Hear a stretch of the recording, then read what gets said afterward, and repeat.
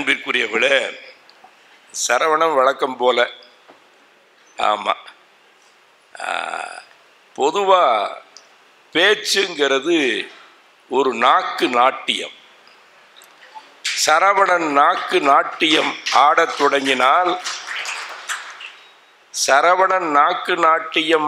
தொடங்கினால், அரங்கம் சதங்கை கட்டி கொண்டு ஆடுகிறது என்பதுதான். இந்த ஆட்டத்தை அவர் சிலப்பதிகாரத்த காலத்தில் ஆடியிருந்தாருன்னா கோவலம் இவற்றை வந்திருப்பாரே தவிர மாதவிட்ட போயிருக்க மாட்டார். நல்ல ஒரு சிறப்பானது ஒரு பட்டிமண்டபம். ஆனால் நாட்டில் நடக்கிற மாதிரியே வீடும் நாடும் மோதிக்கொள்ளக்கூடிய வகையில் இந்த தலைப்பு அந்த கட்சி சார்ந்து பேசுகிற பொழுது மாறிவிட்டது. வீடுதான் இருக்கணுமா, நாடுதான் இருக்கணுமா அப்படிங்கிறது இல்லை இங்கே கேள்வி.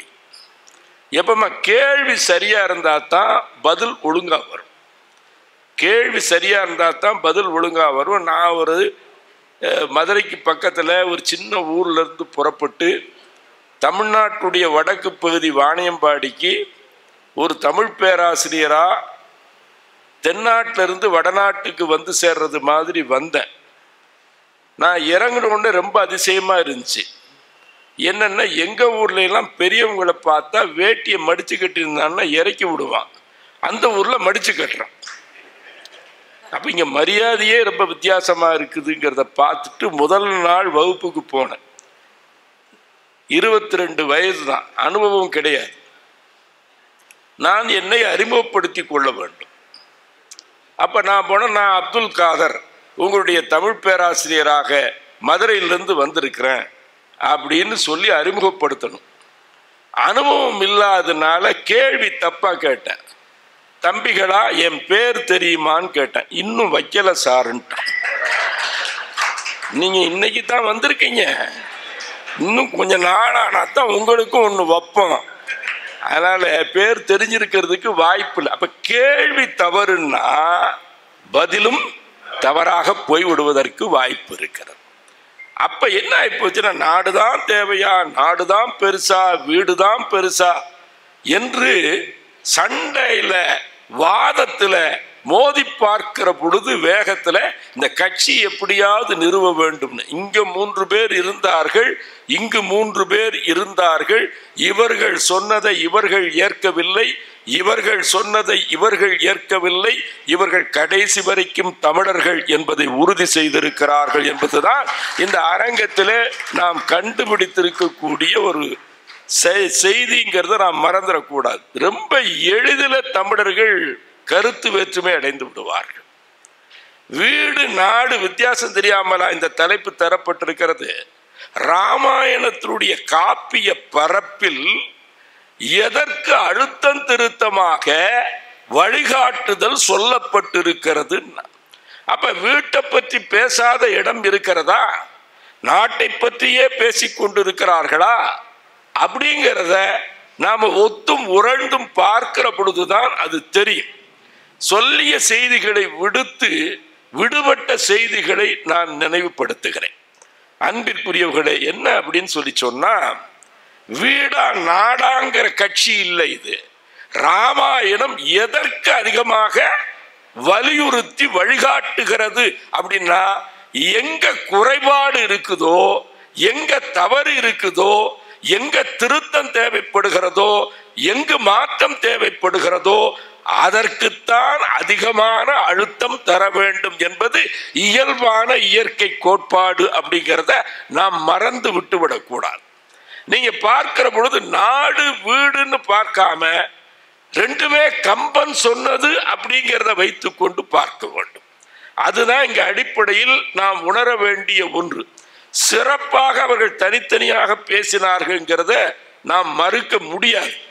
ஆனால் நாடு சார்ந்து பேசுகிற பொழுது, நடப்பு சார்ந்து பேசுகிற பொழுது வரவேற்பு அதிகமா இருக்குது. நல்லா தட்டலாம், ஒன்றும் தப்பு ஒன்றும் இல்லை. ஏன்னா நாடு சார்ந்து பேசுகிற பொழுது சம்பந்தமே இல்லாம ஒன்றை பார்த்து பேசுறதுன்னா நாம் அதில் ஈடுபாடு கொள்ள முடியாது. தந்தை இருக்கிறான், தாய் இருக்கிறாள், சகோதரன் இருக்கிறான், சகோதரி இருக்கிறாள் அப்படிங்கிறதுனா வீட்டில் சர்வசாதாரணமாக பார்க்கிற ஒன்றையா ராமாயணம் வற்புறுத்துகிறது? இன்னைக்கு உறவுகளுக்குள்ள நெருக்கம் இருக்குதா? இன்னைக்கு அட்டாச்சா இருக்கிறது பாத்ரூம் மட்டும்தான். அதுதான் அட்டாச்சா இருக்குது. உறவுகளுக்குள் எவ்வளவு பிரிவுகள் பிளவுகள் இருக்கின்றன அப்படிங்கிறத யாரும் மறுக்க முடியாது. தந்தைக்கு மகனுக்கு உறவு சரியா இருக்குதா? இல்ல. சகோதரர்களுக்கு இடையே உறவு சரியா இருக்குதா? இல்ல சகோதர பாசம், யுனிவர்சல் பிரதர்ஹுட் என்று சொல்கிறார்களே, எல்லாரையும் சகோதரராக பார்க்கக்கூடிய பார்வை வந்திருக்குதா? வரல. திரும்ப திரும்ப ராமாயணம் என்கிற ஒரு மருந்தை நாம் எடுத்து செல்லுகிற பொழுது இது நாட்டு மருந்தா வீட்டு மருந்தா என்று சோதித்து பார்க்காதீர்கள். இது கம்பன் தரக்கூடிய மூலிகை மருந்து என்று நீங்கள் பாருங்கள். யாருக்கு அந்த நோய் இருக்குதோ அந்த நோய்க்கு அது மருந்தாக அமைகிறது. திருக்குறள்ல திருவள்ளுவர் சொல்றாரு, ஒரு பெண்ணின் பார்வைங்கிறது எப்படி இருக்குதுன்னா, இரு நோக்கு இவள் உண்கண் உள்ளது. அவள் பார்க்கிற பார்வையில ரெண்டு விதமான நோக்கம் இருக்கிறது. ஒரு நோக்கு நோய் நோக்கு, மற்றொரு நோக்கு அந்நோய்க்கு மருந்து. அதே பார்வையே மருந்தா இருக்குது. என்ன ஆச்சரியமாக இருக்கிறது என்பதை அருகூர்ந்து நீங்கள் எண்ணி பார்க்க வேண்டும். அவர்கள் நடனம் ஆடுகிற பொழுது பார்த்தால் அந்த நரசிம்மாவதாரத்தை ரொம்ப அழகாக ஆடி காட்டினார்கள். நரசிம்மாவதாரத்தை அந்த தூணா போனது இல்லையா, வெளிப்பட்டது. அந்த பெண் நரசிம்மமாகவே நாக்க துருத்திட்டு நின்னது நீங்கள் பார்த்தீர்களா இல்லையா?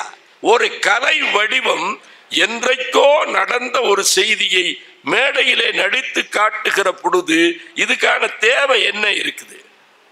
நீங்கள் அறிந்து கொள்ள வேண்டும் என்பதற்காக ஒன்றை சொல்லுகிறேன். உலகமெல்லாம் அம்மை நோய் இருக்குது பாருங்க, சிக்கன் பாக்ஸ், ஸ்மால் பாக்ஸ் இல்லையா? இத உலகமெல்லாம் நோய் என்று சொல்லும் தமிழ்நாடு தான் தாய் என்று சொல்கிறது. உலகம் நோய் என்று சொல்லுகிற ஒன்றை தமிழ்நாட்டில் தாய் என்று சொல்லுகிறார். ஏன் தாய்ன்னு சொல்றான் தெரியுமா? அறிவில்லாம சொல்லல. தாய் உறவு வீட்டோடு அடங்கி போகிறது என்று கருதாதீர்கள். தன்னை மணமுடிப்பதற்கு வேண்டும் என்று விருப்பம் தெரிவித்து அமெரிக்காவில் விவேகானந்தர் காலில் ஒரு பெண் விழுகிற பொழுது இவ்வளவு ஞானம் உள்ள ஒருவர் தன் கணவனாக கிடைப்பது பாக்கியம் என கருதி இல்லையா, பாக்கியம் என கருதி அவர் வாயிலாக ஒரு குழந்தை பெற்றுக் கொள்ள வேண்டும் சொல்லிட்டு ஒரு துறவிங்கிறது தெரிந்தும் கூட விவேகானந்தர் காலில் போய் அந்த பெண் விழுந்த பொழுது, அம்மா என்னை ஏன் திருமணம் செய்து கொள்ள விரும்புகிறாய்? உங்கள் வழியாக எனக்கு ஒரு குழந்தை வேண்டும், தாயே என்னை குழந்தையாக ஏற்றுக்கொள் என்று காலிலே விழுந்த தேசம் இந்த தேசம். சிலப்பதிகாரத்தில் நடந்த பாண்டியனுடைய ஆட்சி எப்படிப்பட்ட ஆட்சி என்பதை ஒரு வரியில இளங்குவர். தனிநீர் கழியினும் தகைக்கிணர் இல். பெண்கள் தனியா அந்த நாட்டில் போனா தடுத்து நிறுத்தி தொல்லை செய்கிறவர்கள் இல்லை. அதல்லவா ஒரு ஆட்சியினுடைய உண்மையான அடையாளம் என்பதை மிக தெளிவாக ஒத்த வரியில சொல்றாரு. இப்ப நோய் என்று மத்த நாடு சொல்கிற பொழுது தாய் என்று சொன்னதை எங்க வச்சு கம்பன் சொல்றான்னா, அந்த இரண்யனுக்கு அவன் தானே தெய்வம் என்று தன்னை பிரகடனப்படுத்தி கொண்டான். எப்போ இப்படி ஆட்களை பத்தி தான் நம்ம ஜாக்கிரதையா இருக்கணும். எந்த தெய்வமும் தான் தெய்வம் என்று பிரகடனப்படுத்தி கொண்டதில்லை.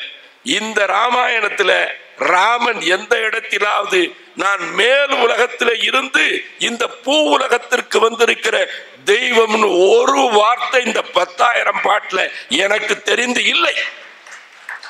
அப்படி எவனாவது தெய்வம்னு சொன்னா அதை நம்பாத.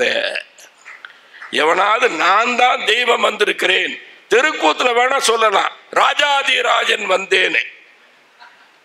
ஏன்னா இவனே கஞ்சிக்கு இல்லாமத்தான் கூத்தாட போறான். இவன் அந்த பராக் சொல்றதுக்கு ஒரு ஆளை வச்சான்னா அவனுக்கு சம்பளம் கொடுக்கணும். அதனால இவனே ஒரு துணியை கட்டிட்டு ராஜாதிராஜன் வந்தேனே வந்து நின்னு ஆரம்பிப்பான். அதுதான் யதார்த்தமே தவிர இப்ப வருகிறான் உன் ஹரி இங்கு இருப்பானா, தூணிலும் இருப்பான் துரும்பிலும் இருப்பான்னா. அப்ப இரண்யன் என்கிற சர்வாதிகாரம் ஒரு ஆன்மீகத்தையே கொச்சைப்படுத்தி நான் ஆண்டவன் என்று சமூகத்தில் பிரகடனம் செய்கிற பொழுது அதற்கு மருந்து வெளியே இருந்து வரல, அவன் குடும்பத்திலே இருந்து வருகிறது. அதனாலதான் அம்மை நோய் வந்த பொழுது அந்த கொப்பளத்திற்கு உள்ளே கோர்த்து கொண்டிருக்கிற நீர் இருக்கிறது, அந்த நீரை உறிஞ்சி அதுல இருந்து மருந்து தயாரித்தார்கள். அம்மை பால்ல இருந்து தயாரித்த காரணத்தால் அதை தாய் என்று தமிழர்கள் அழைத்தார்கள். தாய் என்று அழைத்ததற்கு காரணம் நோய் வேறு இடத்திலிருந்து வரல, அதே குடும்பத்திலிருந்து வந்துச்சு. அங்கிருந்து வரணும். அந்த குடும்பத்தில் இருந்து ஒரு தவறு நிகழ்கிறதுன்னா தட்டி காட்ட வேண்டும், சுட்டி காட்ட வேண்டும்ங்கிறது இருக்க வேண்டும் இல்லையா? ரெண்டாவது ஆட்ட சினிமாவுக்கு போகாதன்னா கேட்கிறானா? எவனாவது கேட்கிறானா? இவர் வர்ற வரைக்கும் பிள்ளை வருமே என்று தந்தை விடுத்து ஈசி சேர போட்டு வீட்டில் உட்கார்ந்து இருக்கிறார். இவன் வர்றான், வந்த உடனே வாங்க அப்படிங்கிறாரு அப்பா. அப்ப சீதோஷ நிலை சரியில்லை. எப்போ வாடான்னு கூப்பிடுற அப்பா வாங்க, எதுக்கு வாங்க வாங்கு வாங்குன்னு வாங்க வாங்க துறன்னா என்ன அர்த்தம்? அந்த கோபத்தினுடைய சின்ன கீற்று அந்த தவறு உணர்த்தப்பட வேண்டும் அப்படிங்கிறது காட்டலையா? அப்ப தந்தை பேச்சை மதித்து கேட்பது அப்படிங்கிற வார்த்தை இன்னைக்கு தேதி வரைக்கும் கேள்வி. இன்னைக்கு தேதி வரைக்கும் அது ஒழுங்கா சரியா வரல. எல்லா குடும்பத்திலும் பிள்ளைகள் தந்தை பேச்சு, தந்தை சொல் மிக்க மந்திரம் இல்லை, தாய் சிறந்த கோவிலும் இல்லை அப்படிங்கிற மாதிரியா சமூக அமைப்பு இருக்கிறது இல்ல. அப்ப அங்கே திருத்தம் தேவைப்படுகிறதுனா கம்பன் என்ற மருந்து வீட்டுக்குள்ளேயும் தேவைப்படுகிறது என்று ஆகிற காரணத்தினாலதான் லட்சிய அண்ணன் எப்படி இருக்க வேண்டும், லட்சிய தம்பி எப்படி இருக்க வேண்டும். ஒரு அற்புதமான காட்சி, கும்பகர்ணன் வந்து அண்ணனை பார்த்து எதிர்த்து பேசுறான். அவன் பண்ணது தப்புன்னு சொல்றான். 6 மாசம் தூங்குறவன் எந்திரிச்சு பார்த்துக்கிறான். அப்பா சண்டைக்கு ராமன் வந்து விட்டான், யுத்த களத்திலே வானர சேனையோடு வந்திருக்கிறான் என்கிற செய்தி கும்பகர்ணனுக்கு கிடைத்த பொழுது ஆனதோ வெண்சமம். ஜானகி துயர் இன்னும் தீர்ந்ததில்லையோ, ஜானகி என்ற பெண்ணினுடைய துன்பம் இன்னும் தீரவில்லையா அப்படின்னு சொல்லிக்கிட்டே எடுகிறான். அப்ப இலங்கையில் இருக்கிறவங்க பூரா தப்புன்னு சொல்ல முடியுமா? ஏதாவது ஒரு ராஜபக்ஷ இருந்திருப்பான் இல்லையா? எல்லாரும் தவறு சொல்ல முடியுமா? ஆனதோ வெஞ்சமம், அலகில் கற்புடை ஜானகி துயர் இன்னும் தவிர்ந்ததில்லையோ அப்படின்னா இந்த கோபத்தோடு வருகிறான். அண்ணன் கூப்பிடுறான்னு வந்தான். வந்து நின்று தவறு செய்பவன் அண்ணனாக இருந்தாலும் தம்பி என்று அவன் அடங்கி போய் விடவில்லை இல்லையா? தையலை விட்டு அவன் சரணம் தாழ்ந்து நின் ஐயரு தம்பியோடு அளவலாவுதல் உய் திறம். நீ தப்பிச்சு பிழைக்கணும்னா ராவணா, அண்ணா உன் 5 தம்பிகளோடு உன் 10 தம்பிகளோடு தையலை விட்டு சீதையை அவன் கணவன் ராமனிடத்தில் ஒப்படைத்து விட்டு நின் ஐயரு தம்பியோடு அளவலாவுதல் உய் திறம், உன்னை காப்பாற்றிக் கொள்வதற்கு உள்ள வழி என்று சொல்கிற பொழுது ராவண ஏத்துக்கிற உன்னையெல்லாம் வந்து எனக்கு அறிவுரை சொல்றதுக்காக கூப்பிடலடா, சண்டைக்கு தான் கூப்பிட்டு இருக்கிறேன். அது ராவணனுக்கு கோபம் வருகிறது. என்ன சொல்றான்? மிக அருமையான ஒரு வார்த்தை சொல்றான். மானிடர் இருவரை வணங்கி மற்றும் கூனுடை குரங்கையும் கும்பிட்டு வாழ்தல் ஊனுடை உம்பிக்கும் உனக்குமே கடன் யானது தேரேன் எழுக போக. என்ன சொல்றான்? மானிடர் இருவரை வணங்கி, அண்ணா சீதையை விட்டுடு, இந்த குலம் வாழும் இந்த நாடு வாழும் எல்லாம் மக்கள் அமைதியாக இருப்பார்கள்னு இவன் சொல்லி பார்த்தா பேசுவது மானம், இடை பேணுவது காமம்.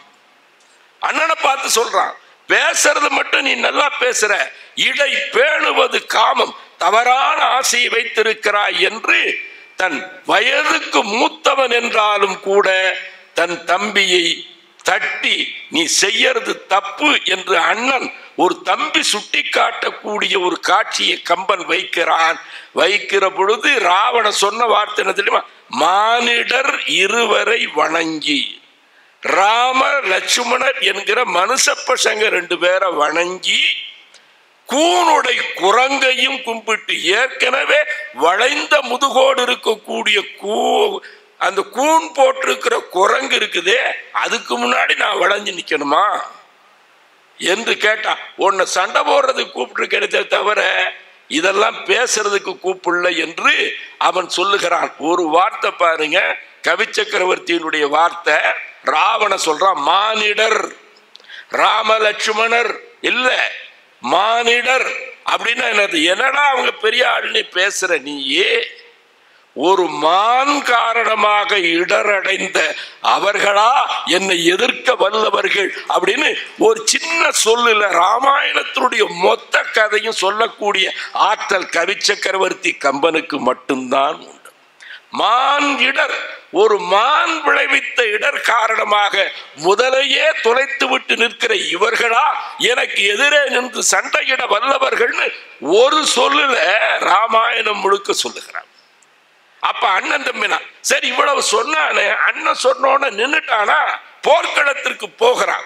போர்க்களத்துல போய் நின்று ஏத்தாப்புல லட்சுமணனை பார்க்கிறான்.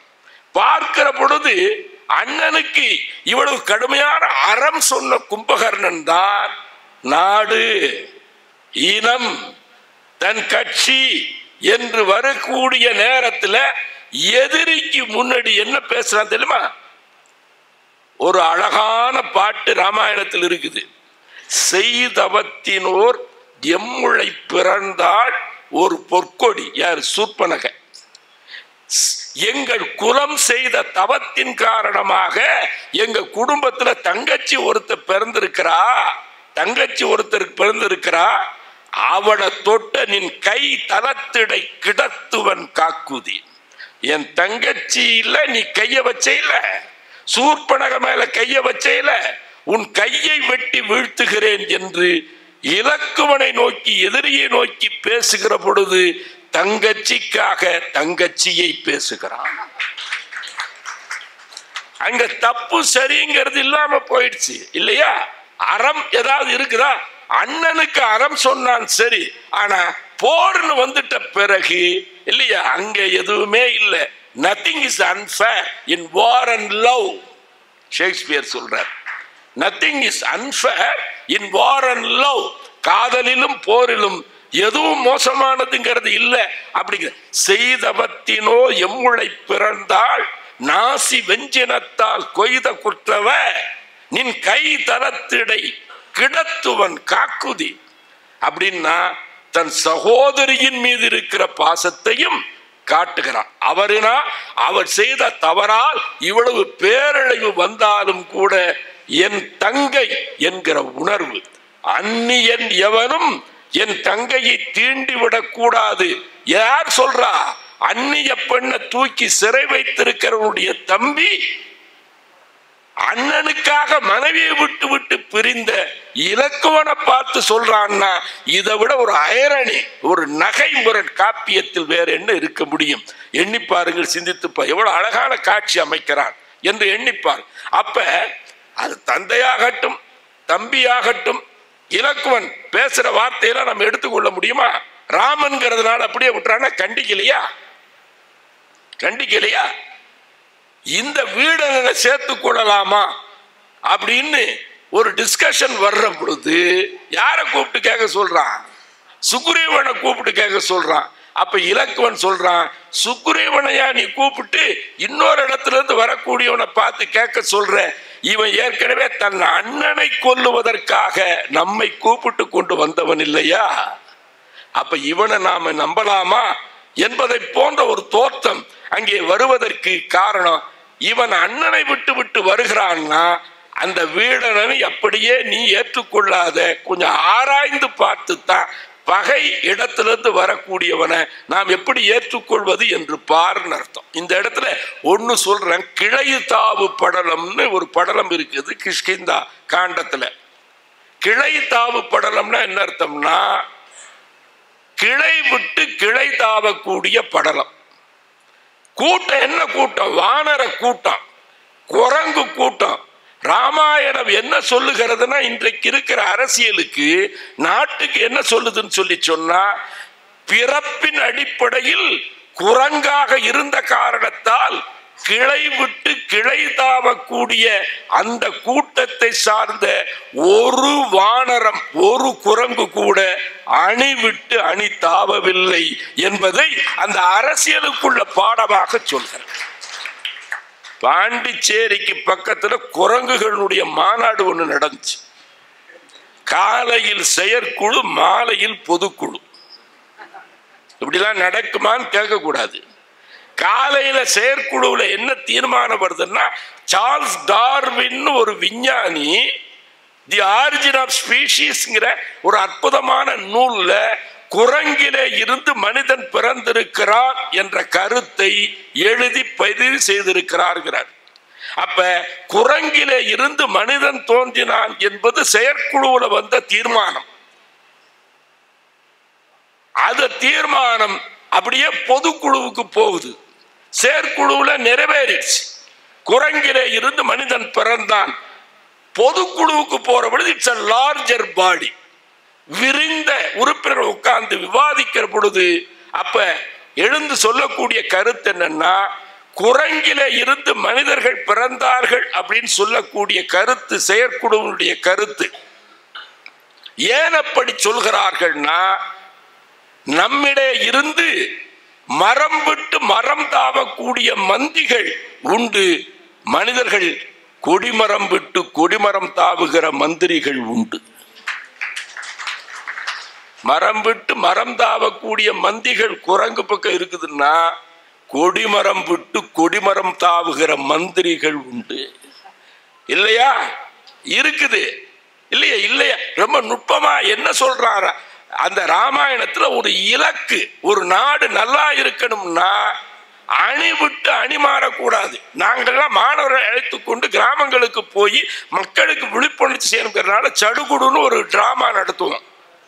சடுகுடுனா நாங்க ஒரே குரூப் தான், ஆனா அந்த ஊர்ல நாடகம் போடுறதுக்காக நாங்க 2 அணியா பிரிஞ்சிருவோம், 2 கட்சியா பிரிஞ்சிருவோம். ஒரே குரூப் தான், குரூப் ஒண்ணுதான், 2 கட்சியா பிரிஞ்சிருவோம். இவன் அங்க போயிருவான், அது ஒரு அணி. இவன் இங்க இருப்பான், இவன் ஒரு அணி. இங்க இருந்து என்ன போவான், கபடி கபடி கபடின்னு போடல, காசு காசு காசு காசுன்னு போறவன் வர்றதில்லை, அங்கேயே சேர்ந்துக்கிறோம். அங்க இருந்து ஒருத்தன் பாடி வந்து எவனையாவது தொட்டான்னா அவன் அவுட் ஆக மாட்டான், அவன் இங்கேயே சேர்ந்துக்கிடுவான். இது எவ்வளவு நேரம் இந்த விளையாட்டை பார்க்க முடியும்? யாராவது ஜெயிக்கிற தோல்வி வருமா? கடைசியில பார்த்துக்கிட்டு ஜனங்கள்லாம் கோவப்பட்டு, ஏன்டா நீங்க மட்டும்தானாடா விளையாடுவீங்க, இங்க இருந்து இவன் விளையாடுறான், இங்க இருந்து போய் அதே ஆள் விளையாடிக்கிட்டு இருக்கிறான், எவ்வளவு நாள்ரா நீங்க விளையாடுவீங்க, மக்களாகிற இருக்கிற நாங்கள் இந்த விளையாட்டை நடத்துவோம் என்ற தெளிவு மக்களுக்கு வர வேண்டும்ங்கிறதுனால இதனை ஒரு கலை வடிவமாக்கி நாம் காட்டக்கூடியதற்கு போனோம். குரங்குகளை வச்சு என்ன சொல்றான், ராமன் பக்கம் அறம் சார்ந்த ஒரு அணி, ராவணன் பக்கம் மரம் சார்ந்த ஒரு அணி என்றாலும் கூட அங்கதன் போகிற பொழுது அந்த ராவண, உங்க அப்பா வாலி இருக்கிறான என்னுடைய நண்பன், நீயா வந்து ராமனுக்காக பரிந்து வந்திருக்கிறாய், நீ என் பக்கம் சேர்ந்து கொள் அப்படின்னு சொன்ன பொழுது அங்கதன் அவனை தேடி ராவணிடத்தில் தூதாக போய் அப்படியே திரும்பி வந்தானே தவிர பலிஞ்செடு குடுப்பாடி அங்க சேர்ந்துடல. அப்ப குரங்குகள் கூட அணி விட்டு அணிதாவாத குரங்குகளாக இருந்திருக்கின்றன என்று சொன்னால் கௌரவம் வாய்ந்த குரங்குகள், அப்படிப்பட்ட குரங்குகள், கௌரவம் வாய்ந்த மனிதர்களை பற்றி நாம் எண்ணி பார்க்க வேண்டும். அப்ப எது கோளாறா இருக்குதுங்கிறதுக்கு நுட்பமா ராமாயணம் ஒரு மருந்து சொல்கிறது. அது வீட்டுக்கும் சொல்கிறது, நாட்டுக்கும் சொல்கிறது. இருக்கக்கூடிய மருமக, மாமியார், இத்தனை இருக்குதே இல்லை. அது மட்டுமா சொல்கிறது? அரசியல்ல ஒரு சாதாரணமான நிகழ்வு கூட நாட்டில் ஒரு பெரிய மாற்றத்தை ஏற்படுத்தி விட முடியும். கூனி என்ற ஒரு பாத்திரம் மிக சின்னஞ்சிறிய பாத்திரம். அந்த கூனி என்கிற பாத்திரத்தினுடைய அடிப்படையை நீங்க பார்த்தீங்கன்னா அந்த ராமாயணத்தை ஹோல் பூரா சேர்த்து பார்க்க வேண்டும். ராமாயணத்துக்குள்ள ஒரு தனித்த முத்திரை சிறப்பு என்ன தெரியுமா? பொதுவாக ஒரு காவியம், ஒரு நாடகம் சொல்லி சொன்னா ஒரு கதாநாயகன் இருப்பான், ஒரு வில்லன் இருப்பான்.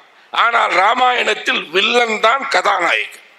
ராமன் ஒரு வில்லன் தானே இல்லையா? வில்லாடி தானே, அவன் தான் கதாநாயகனாக இருக்கிறான். ஆனால் ராமனுடைய வில்லாற்றல் எவ்வளவு தலை சிறந்த வில்லாட்டு! ஐயன் விற்றொழிற்கு 1000 ராவணர் அமைவலர். யாரு? கும்பகர்ணன். காலில் விழுந்து ராமன் போர்க்களத்திலே கீழே விழுந்து கும்பகர்ணன், அவ்வளவு வீரம் பேசக்கூடிய கும்பகர்ணன், ஐயன் விற்றொழிற்கு 1000 ராவணர் அமைவலர். ராமனுடைய இந்த வில்லாற்றலுக்கு 1000 ராவண அணிவகுத்து வந்தாலும் கூட அவனுக்கு சரிக்கு சரியா நிற்க முடியாது என்பதை எதிரி தரப்பிலே இருக்கிற கும்பகர்ணன் ராமனுடைய வில் ஆற்றலை பாராட்டுகிறான். ஆனா என்ன ஐரணின்னா, காப்பியத்துல இவ்வளவு வில்லாற்றல் மிகுந்த ராமன் வில்லாற்றலை காட்டி ஒரு மனம் முடிப்பதற்கு காரணமாயிருந்ததே ஒரு வில்லை முறித்தது, வில்லை எடுத்தது, வில்லை வளைத்தது என்று வில்லால் ஒரு பெண்ணை அடைந்து மணமுடித்த ராமன் இந்த கூனி என்கிற பாத்திரத்துல சின்ன வயசுல அவனுடைய வளைந்த முதுக பார்த்து அவன் வைத்திருக்கிற உண்டை வில்லாலே மண்ணுருண்டையை வைத்து கூனியின் முதுகுல ராமன் அடித்தது நல்ல எண்ணம்.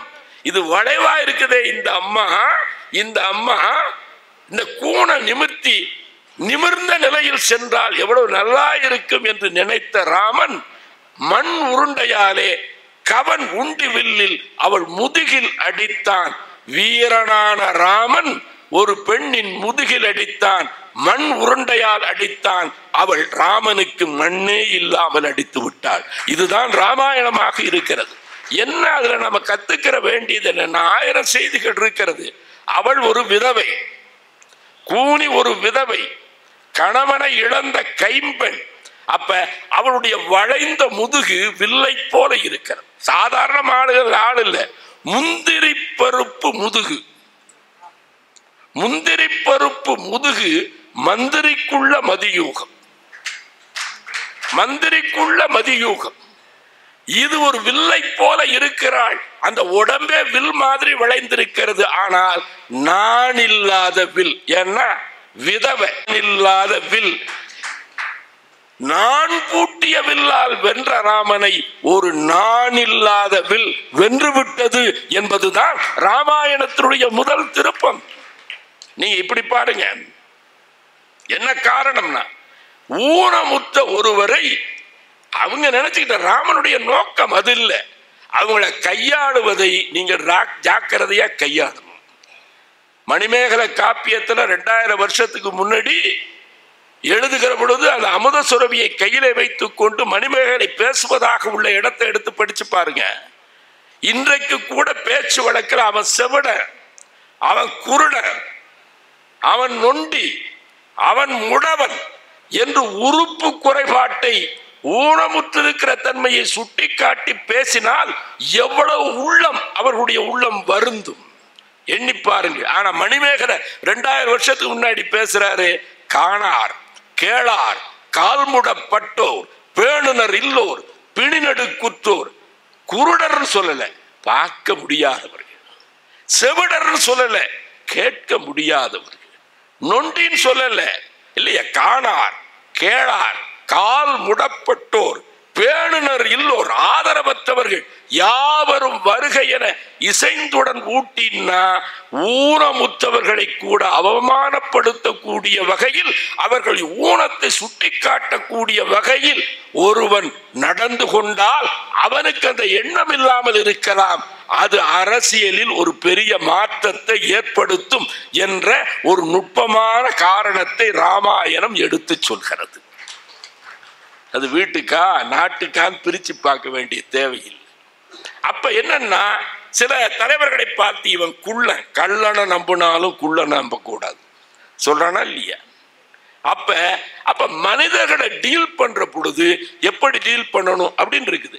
தெருவிலே இளவரசனாக ராமன் வருகிற பொழுது எதிர்த்தாப்புல வரக்கூடிய மக்களை பார்த்து, ஆட்சியாளர்களுக்குள்ள ஒரு அடிப்படையான குணம் காட்சிக்கு எளியன். ரொம்ப எளிமையா ஆட்சியாளர்கள் சந்திக்கிறதற்கு வாய்ப்பு ஏற்படுத்தி கொடுக்கிறவர்களாக இருக்க வேண்டும்.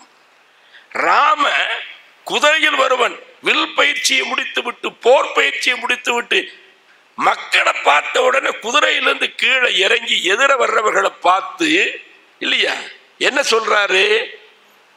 மக்களை பார்த்து விசாரிச்சு சொல்றாரு, இடரில்லை, எதுவும் துன்பம் இல்லையே இந்த ஆட்சியில் இல்லையா?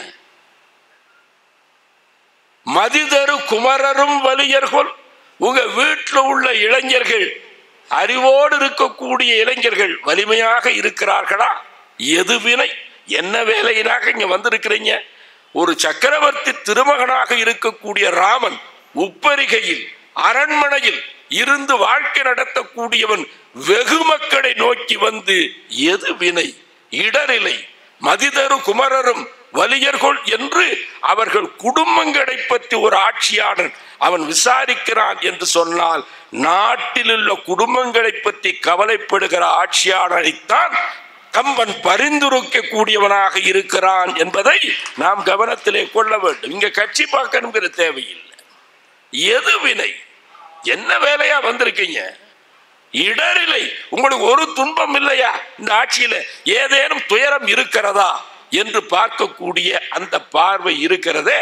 அப்ப ராமாயணம் எத்தனை விஷயங்களை இந்த வழிகாட்டுதலை தந்து கொண்டிருக்கிறதுங்கிறது ஆட்சியாளர்களாக இருக்கட்டும் அல்லது வீட்டிலே உள்ள உறுப்பினர்களாக இருக்கட்டும், அதை நாம ஒரு ஆய்வு நோக்கில பார்க்கிற பொழுது வீடு நாடு என்று பிரித்து பார்க்க முடியாது.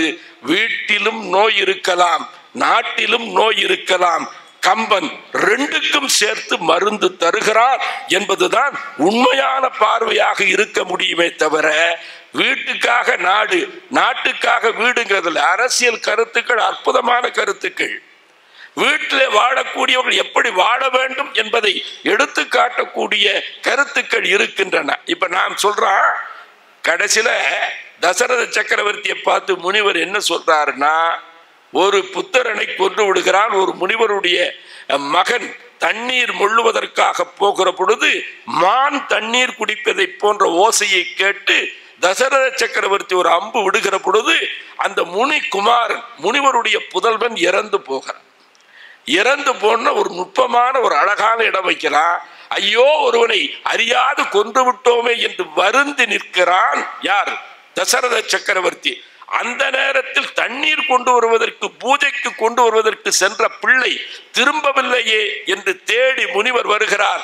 பிள்ளை செத்து போய் கிடக்கிறான். பாய்ந்திருப்பது தசரத சக்கரவர்த்தியினுடைய அம்பு.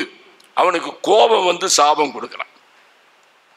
இன்று நான் என்னுடைய பிள்ளையை இழந்து வருந்துவதைப் போல நீயும் புத்திர சோகத்தால் நீ வருந்துவாய், துன்பப்படுவாய் என்று அவன் சாபம் கொடுக்கிற பொழுது தசரத சக்கரவர்த்திக்கு மகிழ்ச்சி வந்துதான். எனக்கு குழந்தை இருக்கிறது என்பதை இந்த முனிவன் சொல்லி இருக்கிறான்.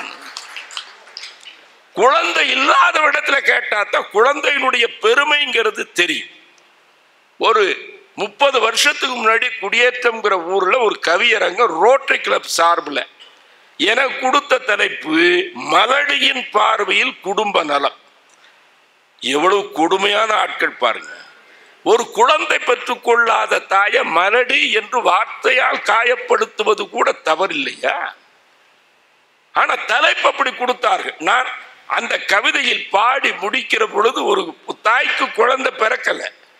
அவ கடைசியா ஒரு கடிதம் எழுதுகிறாள். அந்த கடிதம் எழுதுகிற பொழுது கடிதத்தினுடைய இறுதி வாசகம் இப்படித்தான் முடிகிறது, வேற ஒண்ணும் இல்லை. சகோதரர்களே, குழந்தை பிறக்கல, செத்துட்டா. சகோதரர்களே, தயவு செய்து நான் இறந்த பிறகு என்னுடைய உடலை எரித்து விடாதீர்கள். புதைத்து விடுங்கள், அப்பொழுதாவது இந்த வயிற்றில் புழு பூச்சி வைக்காதா என்று எழுது. அந்த கடிதம் எப்படி முடிகிறது தெரியுமா? என் தந்தை என் திருமணத்திற்காக வாங்கி கொடுத்த மரத்தில் செய்யப்பட்ட அந்த இரட்டை கட்டிலை உடைத்து அந்த நர்சரி குழந்தைகளுக்கு நடைவண்டி செய்து கொடுங்க. அப்ப அந்த குழந்தை இல்லை என்கிற அந்த துன்பம் குழந்தை இல்லாதவர்களுக்குத்தான் தெரியுங்கிறதுனாலதான் தசரத சக்கரவர்த்தி சொன்னதுல ஒன்று தப்பும் இல்லை. என்ன 60,000 ஆண்டுகள் உரு பகை அடக்கி உலகை ஓம்பினேன், பகைவர்களையெல்லாம் அடக்கி இந்த நாட்டை காப்பாத்தி இருக்கிறேன். எனக்கு ஒரு பிள்ளை வேண்டாமா? இந்த நாட்டை ஆள்வதற்கும் மக்களை வழிநடத்துவதற்கு ஒரு பிள்ளை வேண்டாமா என்று பிள்ளை ஏன் வேண்டும்ங்கிறத நோக்கத்தை புறப்படுத்தக்கூடியவனாக இருக்கு. அதை மட்டும் ராமாயணம் சொல்லல. அப்துல் கலாம் ஐயா அவர்கள் 30 வயதில் ஜனாதிபதியாக ஆகி இருந்தால் எப்படி இருந்திருக்கும் நாடு? 60, 65 வயசு, 68 வயசுல ஜனாதிபதி ஆனார். எவ்வளவு பெரிய சாதனை! அப்ப அரசியலிலும் சரி குடும்பத்திலும் சரி ராமாயணம் ஒரு பரிந்துரை செய்கிறது. என்னன்னா, இளைஞர்கள் முதியவர்களை ஏற்றுக்கொள்வதில்லை, முதியவர்கள் இளைஞர்களை ஏற்றுக்கொள்வதில்லை. ஜெனரேஷன் கேப், தலைமுறை இடைவெளி என்று சொல்கிறார்கள். நான் கூட 30 ஆண்டுகளுக்கு முன்பு எழுதினேன், பருவம் என்பது ஒரு பேனா, அது இளமையாயிருக்கையில் மை ததும்பி இருக்கிறது, என்ன எழுதுவது என்று தெரிவதில்லை. முதுமையாய் இருக்கிற பொழுது எங்கே எழுதுவது என்ன எழுதுவது என்று பேனாவுக்கு தெரிந்திருக்கிறது, ஆனால் மையே இல்லை.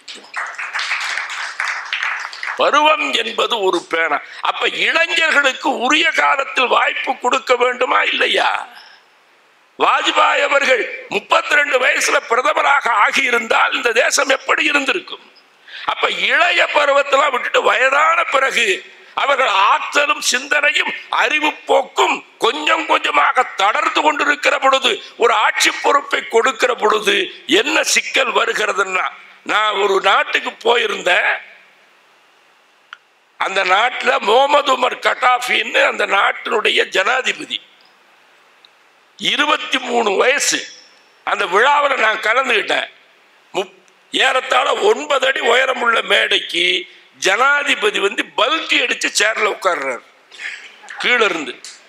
நம்ம ஜனாதிபதி பல்டி அடிச்சா என்ன ஆகுங்கிறத பாரு, லீவ் விட்டுருவாங்க, வேற ஒன்றும் பண்ண முடியாது இல்லையா? வயதான பிறகு சங்கர் தயாள் சர்மான்னு சொல்லிட்டு ஒரு அற்புதமான அறிஞர் 35 அற்புதமான நூல்களை எழுதியிருக்கிறார்.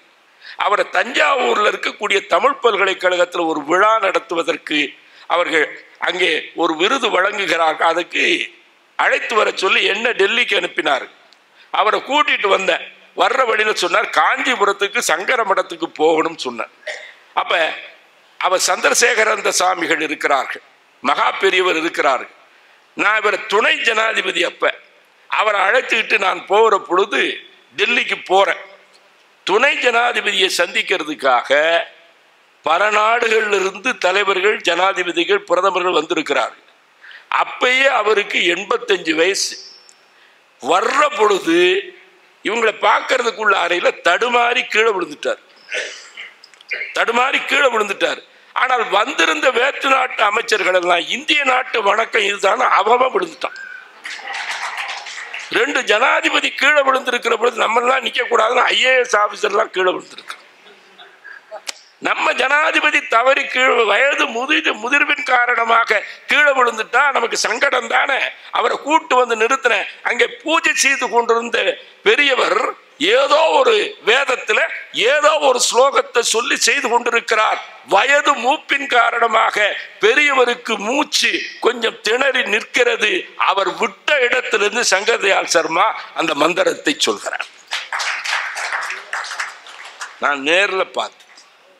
ஒரு ஞானி, 35 நூல்களை எழுதியவர் இல்லையா? ஒரு ஞானி. அப்ப அவருக்கு இளமை பருவத்தில் அந்த பதவி கிடைச்சிருந்துச்சுன்னா நாடு இன்னும் எவ்வளவு வலிமையாக இருந்திருக்கும் என்று எண்ணி பார்த்தேன். தசரத சக்கரவர்த்தி ஆட்சியாளன் ஒரு நல்ல முடிவை எடுத்தான். இப்பொழுது நிறுத்தி சொல்கிறேன். ராமாயணத்திலே தசரத சக்கரவர்த்தி நாட்டுக்காக எடுத்த அந்த முடிவு என்பது அரசியல் ஆட்சி தலைவர்கள் புரிந்து கொள்ள வேண்டிய ஒரு முடிவு. என்னன்னா என்ன ஆச்சுன்னா, காலங்காத்தால கண்ணாடி பார்த்தான் தசரத சக்கரவர்த்தி. காதுக்கு பக்கத்துல ஒரு நரை வந்தது. மின்னலை போல ஒரு நரை தோன்றியதுன்னா, நரை முடி காதுக்கு பக்கத்துல தான் தோன்றும். கவி சக்கரவர்த்தி கம்பன் என்ன சொல்றான்னா, ஒரு பெரியவங்களுக்கு முன்னாடி போய் பேசுற பொழுது நேரடியா எதிர்த்தாப்புல நின்று பேசக்கூடாது. சைடுல போய் பக்கத்துல போய் இந்த தசரத சக்கரவர்த்திக்கு ஒரு செய்தி சொல்வதற்காக பக்கவாட்டில் நின்று பண்போடு சொல்லக்கூடியதை போல காதுக்கு பக்கத்துல ஒரு நரைமுடி வந்தது என்று கவி சக்கரவர்த்தி எழுதுகிறார். நேரடியா பெரியவங்களை பார்த்து போய் நின்று பேசக்கூடாது, ஒரு பக்கத்துல நின்று. அப்ப அரசனுக்கு ஒரு செய்தி சொல்ல வேண்டும், ஆட்சியாளருக்கு ஒரு செய்தி சொல்ல வேண்டும், சக்கரவர்த்திக்கு ஒரு செய்தி சொல்ல வேண்டும்ங்கிறதுனால நேரடியா போய் தேரா மன்னான்னு கண்ணகி மாதிரி நிக்கல, பக்கவாட்டுல போய் நின்று காதுக்கு பக்கத்துல மின்னலை போல ஒரு நரைமுடி தோன்றி ஒரு செய்தி சொல்லிச்சான் தசரத சக்கரவர்த்தி. தன் காதுக்கு பக்கத்தில், இப்ப கவனிக்க வேண்டும், தன் காதுக்கு பக்கத்தில் ஒரு வெள்ளி முடி தோன்றியவுடன் தன் தங்க முடியை இழப்பதற்கு முதிய தசரதன் தயாராக ஆக்கிவிட்டான். எப்ப இழப்பதற்கு இல்ல, தன் காதுக்கு பக்கத்தில் ஒரு வெள்ளி முடி தோன்றியவுடன் தன் தங்க முடியை இளைஞன் ராமனுக்கு பட்டம் சூட்ட தயாராக ஆகிவிட்டான். ஒரு வயோதிகன், முதியவன் என்று சொன்னால் முதுமை எல்லோருக்கும் வருகிறது, முதிர்ச்சி வருகிறதா? முதுமை எல்லோருக்கும் வருகிறது, முதிர்ச்சி வருகிறதா? அந்த முதிர்ச்சி தசரத சக்கரவர்த்திக்கு இருந்தது. ஆற்றல் இருக்கிற நல்ல நிலவரத்திலேயே ஒரு ஆட்சியாளன் அவனை கேள்வி கேட்கறதுக்கு அல்ல, தன் பதவியை இழப்பதற்கு தயாராகிட்டான்னா, இன்னைக்கு ஒரு வார்டு உறுப்பினர் பதவியிலிருந்து கீழே வந்துட்டான்னா கூட தற்கொலை பண்ணிக்கிறான். அப்ப பதவி இல்லாம உயிரோடு இருக்க முடியாது, வேட்டி இல்லாம கூட இருந்துருவான், பதவி இல்லாம இருக்க முடியாதுங்கிற மாதிரியான ஒரு சமூக அமைப்பு இன்றைக்கு வந்து கொண்டிருக்கிறதுனா, அரசன் சக்கரவர்த்தி தன்னுடைய பதவியை இழக்கிறதுக்கு தயாராயிட்டானே. பிள்ளைக்குத்தான் தர்றான் என்றாலும் இழக்கிறது தயாரான இளைஞர்களுக்கு உரிய நேரத்தில் வாய்ப்பு கொடுக்க வேண்டும் என்கிற அருமருந்தையும் அரசியலுக்கு ராமாயணம் தான் சொல்கிறது. அப்படிங்கிறத நாம் பார்க்கிற பொழுது ராமாயணம் அழுத்தத்தோடு இல்லையா கருத்துக்களை வழிகாட்டுதலை தருவது அடிப்படையில் இருக்கக்கூடிய வீட்டில் அங்கே நிறுத்தல, நாட்டில் அவர்கள் எல்லை கோடு போட்டு பிரிக்கல. இந்த சமூகத்தின் எல்லா தரப்புக்கும் ராமாயணம் என்பது வழிகாட்டக்கூடிய ஒன்றாக இருக்கிறது என்கிற காரணத்தினாலேதான் திருக்குர்ஆனை இப்படி வாசிக்கக்கூடிய எம் இஸ்மாயில் தீராத வழக்குகளை பற்றி யோசிக்கிற பொழுது கம்பராமாயணத்தை நான் இப்படி புரட்டி படிப்பேன், எனக்கு நல்ல தீர்ப்புகள் தோன்றியதுன்னு ஒரு நீதிபதி வாக்குமூலம் கொடுத்திருக்கிறார்னா, ராமாயணத்தினுடைய பெருமையை நாம் ஒரு குறிப்பிட்ட வீடு நாடுங்கிற சிமிழுக்குள் அடக்க முடியாதது. பறந்து கிடக்கிற வானம், எல்லோரையும் தலைநிமிர்த்தக்கூடிய வானம், அதற்கு பெயர் கம்பன். அவன் தலைநிமிர செய்யக்கூடிய கருத்துக்களை நம் எல்லோருக்கும் வழங்கி இருக்கிறான் என்கிற காரணத்தினாலே, என் பாத்திரம் சிறிது, மழையென கம்பன் பெய்கிற பொழுது உன் பாத்திரம் சிறிதாக இருந்தால் அந்த பாத்திரத்தை அது நிரப்பும். உன் பாத்திரம் பெரிதாக இருந்தால் கம்பன் என்கிற பெருமழை உன் பாத்திரத்தை நிரப்பும். ஆனால் சில பேர் பாத்திரத்தை கவுத்தி வச்சிருக்கும். வானம் முழுக்க போர்த்து கொண்டு ஒரு பெருமழை என கருத்து மழை கம்பன் பெய்தால் பாத்திரத்தை கவிழ்த்து வைத்து விட்டால் ஒரு சொட்டு தண்ணீர் கூட வந்து சேராது. உங்கள் பாத்திரத்தை நிமிர்த்தி வைத்துக் கொள்ளுங்கள். கம்ப மழை இல்லையா பெய்து கொண்டே இருக்கட்டும், இது எல்லாருக்கும் பெய்யும் மழை. இங்கே சேலம் கம்பன் கழகத்தில் அது பெய்யட்டும் என்று சொல்லி நிறைவு செய்கிறேன். நன்றி.